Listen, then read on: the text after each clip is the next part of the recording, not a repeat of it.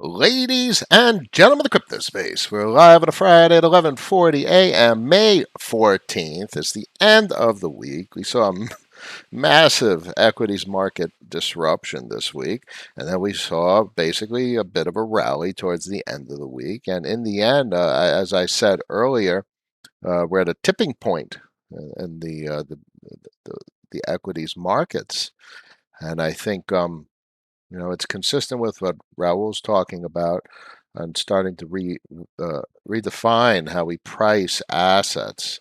And either the system retraces, we have a massive implosion, or the system is going to keep doing what it's doing, and we have to start defining new rules on how everything is behaving. It's one or the other, really. It's not like things go sideways and all of a sudden everything just normalizes. It doesn't work like that. We're in a max volatility environment where the volatility is going to be up or down. If the volatility is going to be to the downside, we're going to experience basically a situation where you have a currency crisis and the IMF steps in and we have massive restructuring of the financial system at a global level, Bretton Woods type stuff. But it doesn't look like that's the case. Or maybe it is, but that's the whole point. We prepare for either way, and that's the best we can do. Um, Prepare for hope for upside, prepare for downside. And there's plenty of ways that even I, as I talk in Discord, have prepared for downside, and that's with energy and metals, particularly battery metal miners was my play back in like 2017, and those assets have significantly outperformed. It's nowhere near my crypto allocations. Crypto's the vast majority of my holdings, but those assets are easily up 1,000%. I have some that are up like 1,200%. And that's good to see. They were small positions, but as I say in the crypto space, 1% to 10% changes everything, and that's 1,000% rip. And those assets did that 10x. 10 baggers in the equities markets on mining stocks. Who would have thought? I would have thought back before Tesla. This was Tesla probably in the $100, $120 range pre whatever uh, share quantity shenanigans it did. This was before anyone was looking. Little difference between being early and being wrong, but there's something that a nice sense of a good sense comes when it works out in the end, and it doesn't always do that. Well, let's get this show started. Confluence suggesting status quo disruption. So the status quo is almost never, ever, ever disrupted. I've only seen a couple, everyone's only seen a couple of disruptions over the last 20 years. You're talking about BlackBerry getting disrupted by Apple and Google, and then and the age of the smartphone. And that's what you saw. The taxi industry gets disrupted by ride sharing and the decentralization of that type of infrastructure. I mean, you don't only need to dispatch, it's all software running the entire dispatch network, and it's basically global. So there's certain signs or at least properties of these systems that are really obvious when a potential systemic disruption is being presented to us. And it really comes down to network effect. And network effect is basically momentum. And you see that with capital flow. You see that in social media. So Nansen and Sentiment are great tools to see that in data form. I'm at the point where I don't even need to see it really in data form. It's just anecdotally obvious what's going on, just in technical data. And obviously, the market cap action that we're seeing on certain assets is quite evident that something is occurring. Now, the degree of what that is, we don't entirely know. We only know what happens fully in hindsight. But it's a good indication that network effect is extremely strong, especially when, an asset just starts escalating the top 100 market cap list. That's the name of the game. Let's get into the stream. Today's episode is sponsored by Change Angel, the non-custodial swap exchange for social goods. Stop depositing on exchanges, not your keys, not your crypto, non-custodial DeFi, or nothing at all. Bam, let's pop it over to the main screen and see who's in the stream. Got Critical Mass in the house. Ryan, always a pleasure. Jay, all smiles. Dean, tried to catch you live each day. Thanks for the great work. I hope it helps. That's all I could ever hope to do. Tyler, Noah, thank you for all you do. Selling Polygon on the way up. What is the best time TA? So it's not for me to make mention of actions to take. I'm here to tell stories about what I see and how I view these markets. And I see them from a macroeconomic lens. It's you can't just look at the crypto space. You have to understand the global financial system, how sovereign fiat is crafted, the interrelationship between sovereign countries and how they operate and contribute to a web of capital flow. And you have to think as like, the architect in the Matrix, which is basically the IMF and a bunch of other massive organizations that help craft like Bretton Woods and whatnot. You have to think on why they created these systems and how they created them to serve a particular purpose. So, what are the purposes of these systems that we operate with? And they're really basically designed to tap into our fundamental emotions, um, encourage and motivate our behavior, ensure or attempt to ensure civility, to help us define purpose. The purpose isn't the accumulation of dollars, but the method of accumulating dollars is work, which is a manifestation of these financial systems. So this you only have certain work because economies have grown to where they are, such that that kind of organized human resource availability was available to create these types of organizations. So it's very interesting, and it comes down to really opportunity. And I like the word purpose, and we all have to define our own purpose. Anyway, that's a serious digression from your question about what to do with Polygon. I can't say what to do. There's parts of me that say that stablecoin pairings are wonderful, and I've talked about those extensively. Stablecoin pairings mitigate volatility of the price of the principal asset. You'll have decreased upside, decreased downside in exchange for a dividend slapped on for good measure. That's a wonderful play. I always tell everyone don't neglect the cash position, but nowadays my narrative has been changing that does that cash position have to be derived from principal, or can that cash position be derived from debt? And I always saw that as a distinction, but I'm sure the wealthiest people in the world don't see that much as a distinction. What they have is a balance sheet that consists of both assets, including debt, which all go on the balance sheet. And that's all capital they have to work with. So that's a good part of what I'm starting to see. And a lot of what I try and do is model my, obviously, the portfolio, but the way I look at things as how the wealthy people operate. And if you do what the wealthy people do, it usually works out in your favor. So that's an interesting topic. We could get back onto my narrative evolution. Let me hit people on the stream. Anon in the house. Vortex, always a pleasure. Gia June, yes. Damien, if you can read this, hit like 36 people in the stream, 11 likes. We can do better. Ehrman, Eggman here. Yeah. Frank, you rock. Thank you.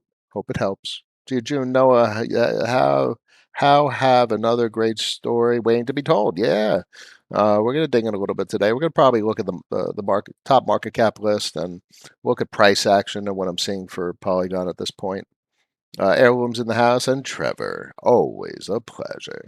So the market cap is changing. The list is changing, and clearly Doge is doing whatever the hell it's doing, but you can't play it. Nothing about the way I look at markets is useful. You have to play your hand the way you know how to play it. There's not a single technical or fundamental metric that I can look at for the asset that is remotely appealing. I don't care if it goes to $20 a Doge. I don't give a shit. I'm not in this to make as much money as possible directly. I'm in this to have a strong narrative, find conviction, and have a sustainable value allocation strategy. And there's nothing about Doge that is even remotely interesting considering my goals. And if I follow my goals to develop this robust narrative, and it just so happens to be extremely lucrative and profitable, great. Then it's a sustainable narrative. Then I can maintain it. Then I have rules to live by. I have, well, that's probably the best way to say it, rules to live by. But look what's creeping up the market cap list up at 23, 91% for the week. I mean, that's not small potatoes, guys. 91% changes lives for a lot of people. Seriously, I think I'm up like 800K on this thing already. $1.45. I think it's just the beginning. Because if you look at BNB chart, if you get into technicals, there's probably it's just short term. Who the hell gives a shit about the 5 men really? But look, what I look for in the short term time frames at this point, look, it's above the 50 SMA and the 5 men. Oh wow, is that the 50? It's got to be the 50 SMA. Yeah, it's hugging the 50 SMA and the 3 men. If that's not bullishness, I don't know what is. And here we go. We got a mean regression to the 200 EMA and the 200 SMA on the 1 men. Above the was that above? I changed my damn color. I really need to change my color scheme back or something. That's the 50 SMA dipping below the 100 SMA. So that's obviously a bearish dip, but that's on the 1 min. So we don't care about the 1 min. And bam, if that rips back above the 100 SMA and the 1 min, ooh. But the 1 min doesn't mean much. You know what means much? You go out to the weekly for Matic. And look what we're denominating in, boys and girls. We're denominating in BNB. Because that's where the capital is. I mean, in theory, this is where at least the volume is. So let me show you guys this. So this is an Ethereum pair in Huobi, but the volume is much lower. But it still looks quite bullish, particularly because this top red line was the previous all-time high. You had a nice candle above it, and look at that red candle, and look at it finding support. So even Ethereum denominated, Matic has found support on its previous all-time high, and that's cool. That looks good to me. Obviously, it's on the 1 hour time frame, so it's going to take time to play out, especially if this closes on the 4 hour above previous all-time high. That'd be nice. And on the daily, the longer the time frame that candle closes above it. Oh, wow. 6 minutes on the daily? Huh. All right. Well, on the stream, we're going to watch the daily candle close potentially above the previous all-time high ETH denominated. All right. 2 days left on the weekly. But that'd be cool too. So ETH denominated. Let's see what happens. But for me, I think it's really,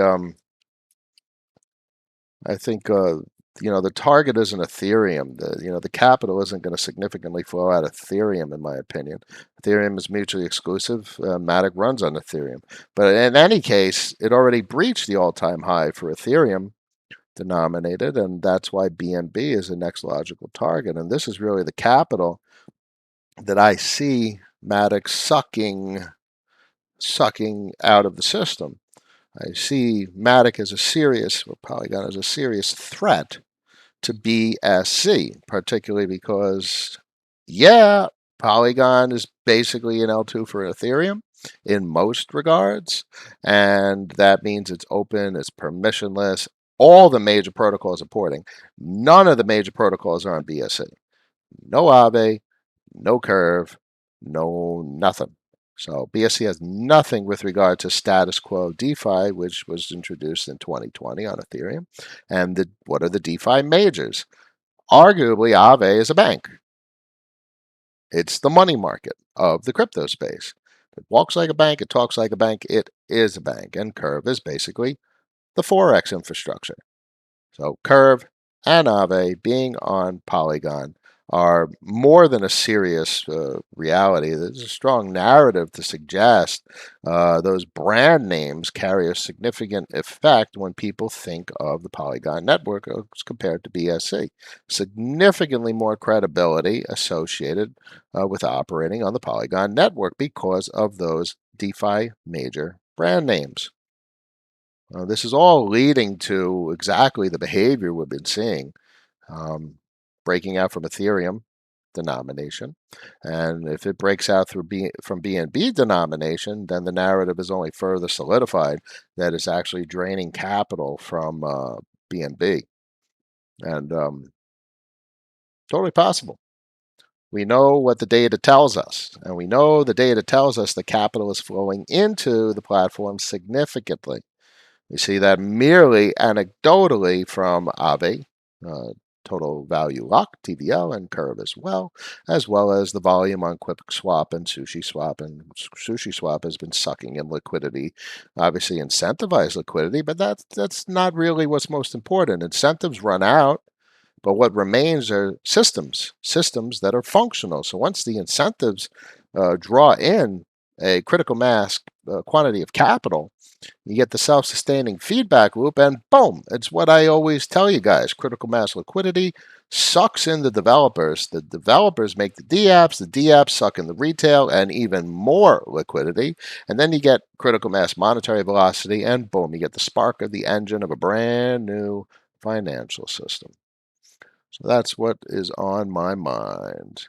Let's keep it going. Kristen says, other than Stephen Van Meter and George Gammon, who are some people that you listen to for Lynn Alden? It's Big Deal. Raoul Pal. Jeff Snyder, another brilliant guy. Pretty cool. Winter and Training's in the house. Anon, beautiful. Thank you. Beautiful man, he says. Gia June, Don, don't take eggs from the fire. Never touch Doge. Buy something you can sleep with. I'm not touching that shit. I couldn't. No, it's totally. There's no thesis whatsoever. Other than there's okay, fine. There's a thesis for Doge, and it's Flare Network. So Flare Network can introduce collateralizability for Doge, because right now you can't do shit with Doge on any platform. You cannot extract equity, which means it's stagnant equity, which means there's no reason to hold it, and only reason to buy low, sell high, which means there's only one function for the asset: to be sold. There's no interest that I have to buy an asset that only has one purpose: to be sold. How the hell am I going to put it to work? I'm starting to run this portfolio like a business. I got collateral, I got principal, and you do the same game with homes. You got one home, you borrow against it to buy another home. You got recurring revenue streams from your homes. Those recurring revenue streams are servicing your debt and generating your salary. It's the same game with real estate, but now you can do it digitally, and you can move your capital around in seconds instead of waiting 1 to 3 months for some bullshit lawyers to handle paperwork for titles and sales and all that crap. So I'm running this thing like a business. You got principal, you got equity, you put your equity to work. Obviously there's housing market crashes and people get into very shitty situations. They get underwater on debt positions, but it's not like you can come up with cash to recollateralize debt positions. But in the crypto space, you sure as hell could come up with cash pretty quickly, especially if you keep your debt in cash.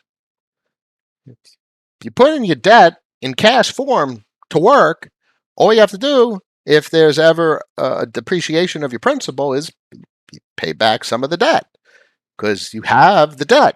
It's in cash. So you have the cash. You got to pay some cash back. Okay.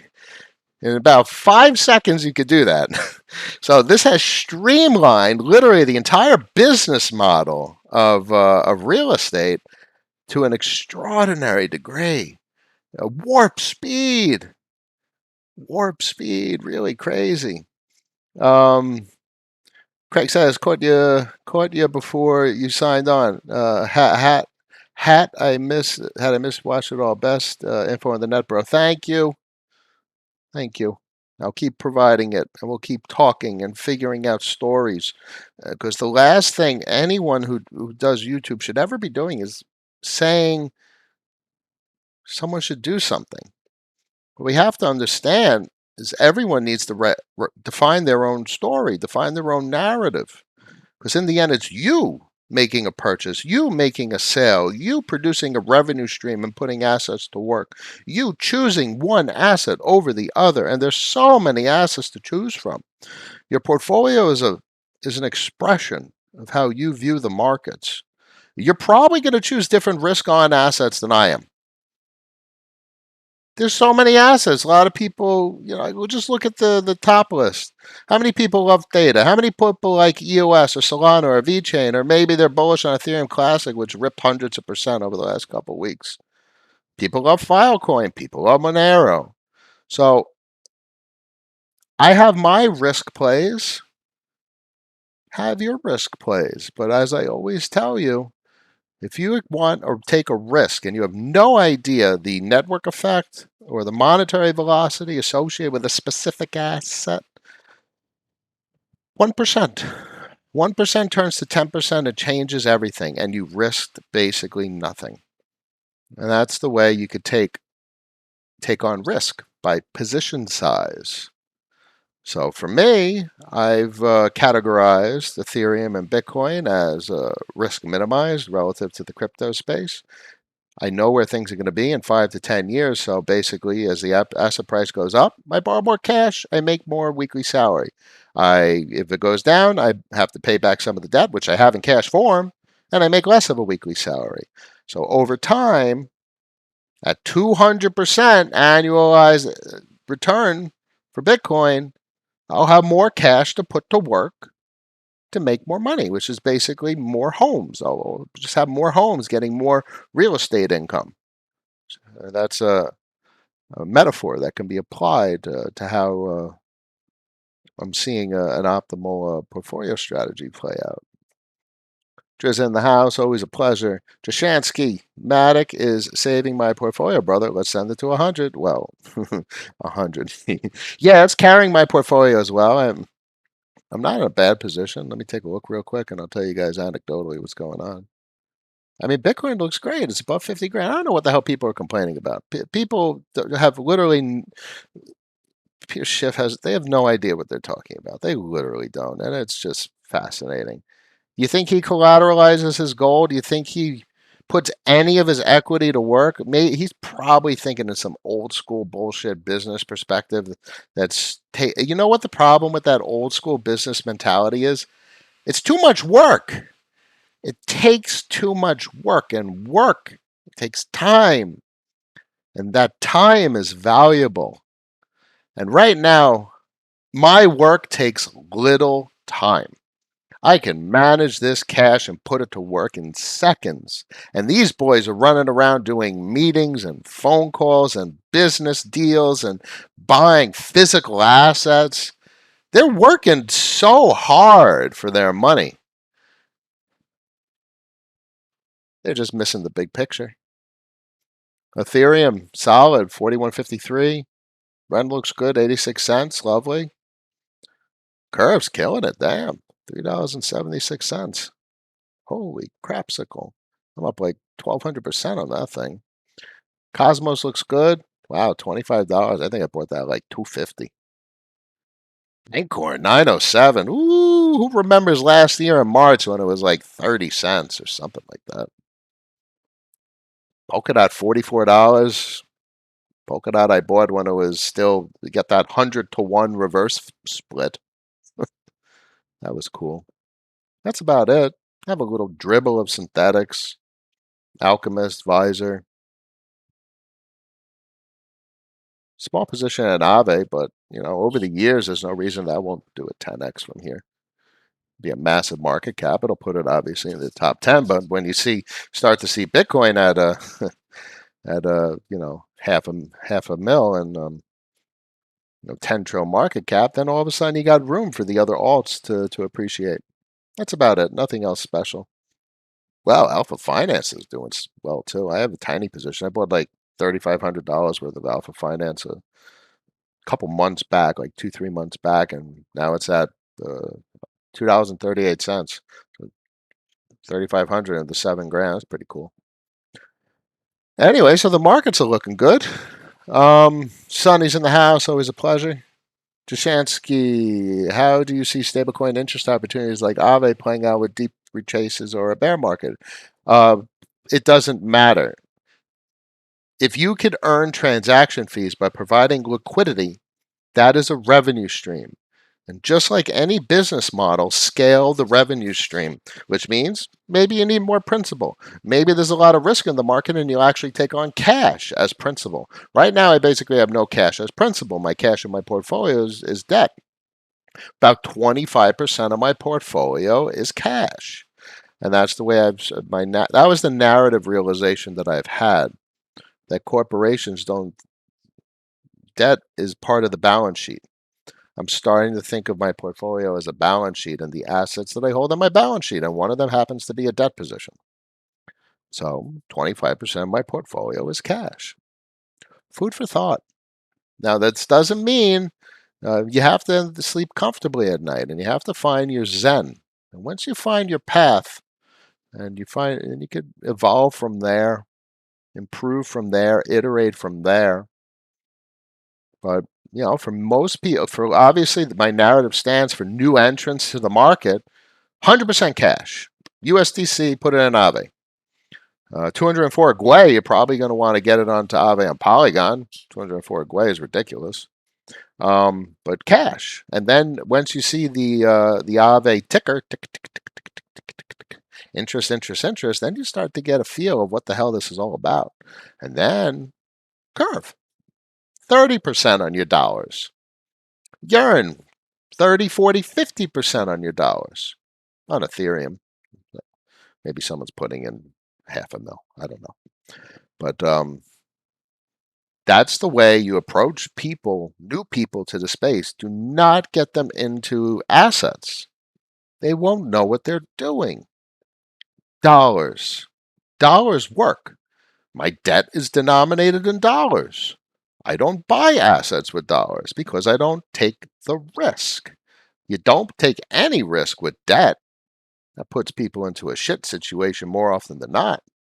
So we have a story to tell for people that want to get into the crypto space, operate on dollars. And they're like, what? I'm going to get into crypto and I'm going to be using dollars? Yeah, you're going to be earning 30% on your dollars. And they're going to say, what? Because that's crazy. And then you can start talking about assets and risk and the tech and what they do. And then you talk about the DeFi and yield and farming and interest. But then you really have to start talking about monetary policy, inflation, deflation, monetary velocity, the capacity to lend and borrow and collateralize. And that's exactly where macroeconomic financial talk comes in. That's why we need to understand how the legacy financial system works, because that's the only way to understand how DeFi works. It's the same exact thing.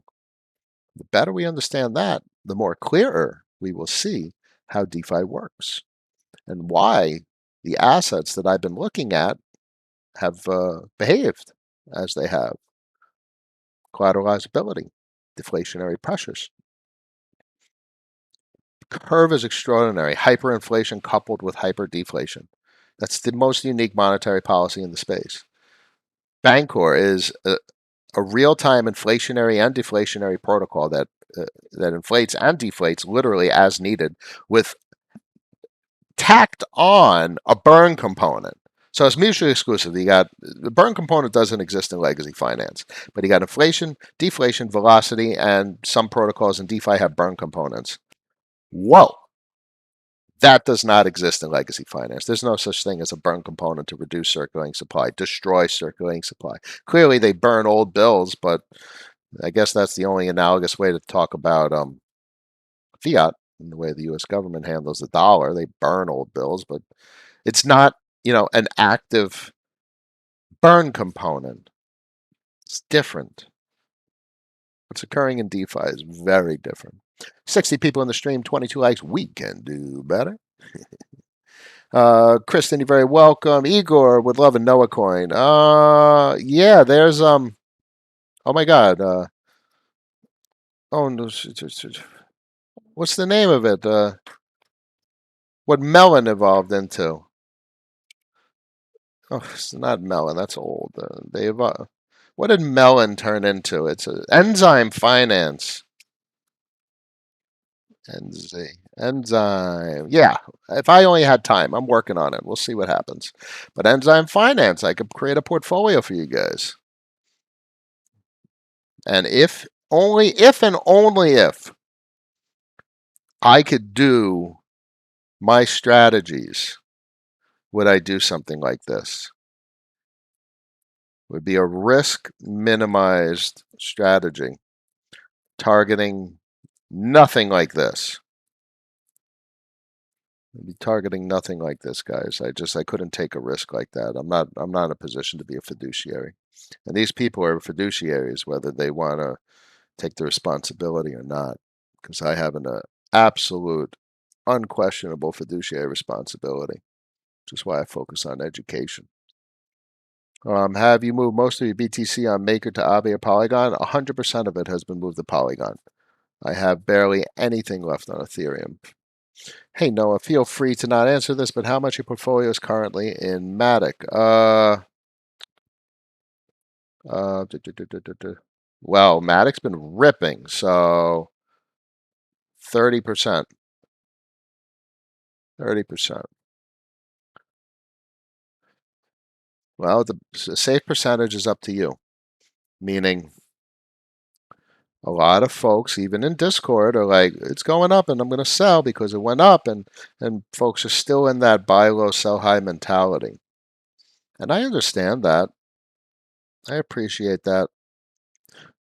And that's where like a Matic USDC position might come in handy because that'll mute the volatility in exchange for, the dividend capture. So, you know, a risk on play should never be more than a couple percent of the portfolio, 1, 2, 3% of the portfolio. But the narrative that changed for me was that I'm not seeing Matic as a risk on play. I'm seeing it as a collateral asset, which is comparable to Bitcoin and Ethereum. I mean, Aave is a collateral asset. I mean, anything that you can collateralize as a collateral asset. So obviously, Matic being not only just a network asset, it's also collateralizable in Aave. Whoa. So for me, that's how I justify the relatively large portfolio allocation. Greg, thank you. Um, Martin, Aave and Matic narratives getting more and more bullish. It's a damn money market. You're talking about a bank. Aave is a bank. It's a bank. It's crazy. It walks like a bank, talks like a bank. It is a bank. I'm more conservative. 85% of my portfolio on curve, waiting for another market crash. Okay. What you need to do is you need to stick to it. Don't deviate from your narrative. Execute on your narrative. If your narrative plays out, your narrative is validated. If it's not validated, you adjust accordingly. And this is how we bop and weave to iterate on our overall narrative. We hypothesize and then look for validation or invalidation. And those are the metrics that we use to either keep something we do the same or do something a little bit differently. Critical mass, do not do that. Jashansky enzyme, that's right. Yeah, so this is interesting. I've been wanting to do this for a while, but the problem is Ethereum. I'm not spending that money. Now that I don't have to spend that money, I won't spend that money. If you guys saw my was it gas.wtf?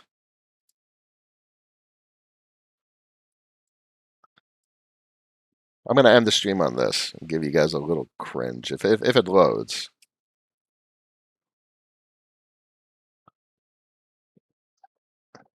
I don't know if it's going to load. I think my account breaks the system.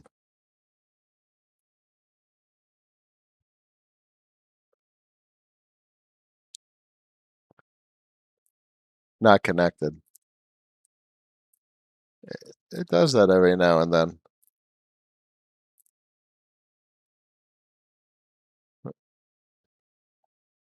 Sorry, guys. I just got the.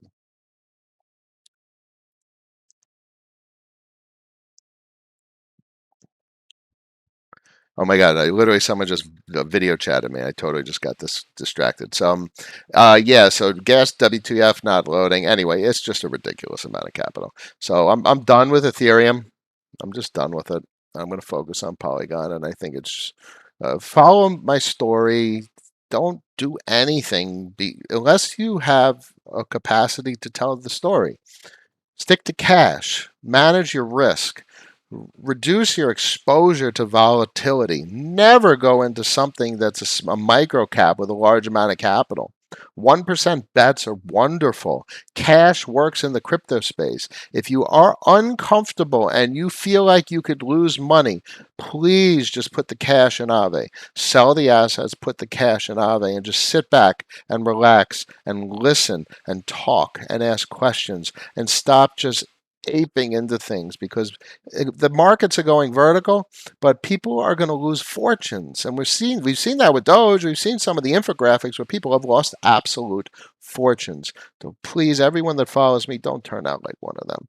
If you're nervous or worried, pull to cash. And sure, there'll be opportunity costs. You'll miss out on some assets going up, but you need to know why you would have allocated capital to that asset that went vertical. And if you didn't know why, that's exactly why you didn't invest in it. So take a step back and breathe, because in the meantime, while you're trying to figure out your story, your cash is making a boatload of money. Throw it into Yearn. Throw it in one of the V1 pools or one of the V2 curve pools that are earning 20, 30, 40%. And you're sitting back making a bajillion times more capital gains than sitting in a stupid bank account. So it's just the way I tell the story to you guys, it makes me feel comfortable to give recommendations because I'm just telling you guys to take on less risk and define your story. And if you don't have the story, go risk off until you can tell a story. And Aave is a great place for everybody to throw capital, and Yearn as well. Cash works in the crypto space. And as I said on the stream, it's time to be different. Look at the markets differently. And stop taking too much risk for your capital. You work too hard for this shit. Couple more comments and I'm gonna wrap it up. You said office hours coupon on Twitter. Yes. Said I'll find that tweet. I believe two people office hours coupons that replied to that specific tweet. I have a coupon code for you guys. And I'm more than happy to help the best I can when time permits. I will have office hours. Stop by the Discord, everybody. You got people in there all day long, basically 24 hours a day, that are more than happy to help walk you through these types of stories that I tell, the risk considerations, so on and so forth. And the office hours I'll try and have as much as I can. 12:18 p.m. on a Friday, May 14th. I wish you all a wonderful weekend. Tell everyone to subscribe, and I will see you on Monday. Peace.